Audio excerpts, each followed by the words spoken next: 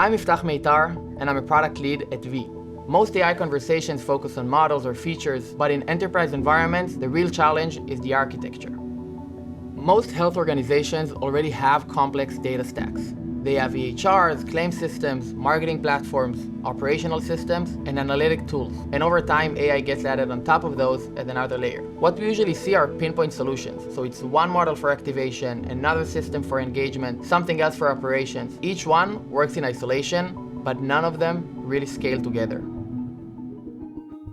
At V, we took a different approach. We built one enterprise AI platform that acts as an orchestration layer above the health enterprise data stack. We don't replace existing systems or teams, rather we plug directly into them. Because the platform is shared, every deployment follows the same pattern. We connect to enterprise data, then we apply models and decision logic, and we measure outcomes continuously. The key here is that the learning doesn't stay local.